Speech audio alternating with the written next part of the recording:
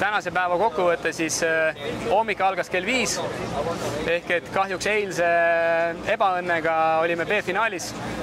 Nii-öelda alustasime päeva kella 5 pimedas raja äärde, pimedas mootorrattad rekast välja, et võidelda koha eest A-finaali. Olime siis B-finaalis hommiku, tegime hommiku kõige esimese trenni. Trenn õnnestus, poisid tegid oma töö trennis hästi, mehaanikud said seadistamistega ilusasti hakkama.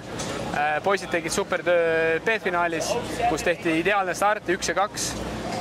Tulti siis ülejäänud meeskondade hulgas, kes A-finaali otse ei pääsenud. Ideaalne töö. Sõideti stabiilselt, ei kukutud ja mis viis edasi meid siis A-finaali. A-finaalis oli meil palju ootusi, aga üritasime pea selgena hoida, kuna me pidime tegema hommikuse varajase trenni, pidime tegema B-finaali, ega see oli päris palju juba poisse väsitanud ja vara tõusnud ja ega meil palju puhata ei olnud, ka mehaanikutel oli keeruline, kuna aja vahel juba lõpuks nii väikseks jäänud ettevalmistuste asjadega, et see surve või pinge oli päris suur nii mehaanikutele kui kogu meeskonnale, et õigeks ajaks kõik asjad valmis saaks, nii mootorrattad kui poiste varustus. Ja kokkuvõttes võib öelda, et A-finaal läks ideaalselt. 20 meeskonna hulgast sõitsime välja 13. koha, mis on parem kui eelmine aasta.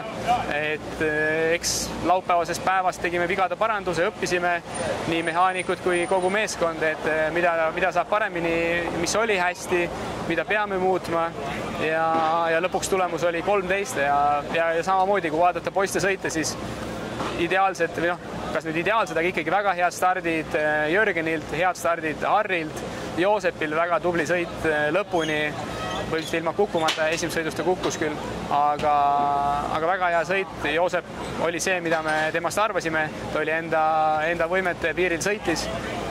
Harri, Jörgen tegid samamoodi väga häid sõite, eks mõlemad kõigil on hooaeg pikk olnud ja väsimus annab tunda ja samamoodi ka tänane see meie pikk päev, nagu ma enne ütlesin.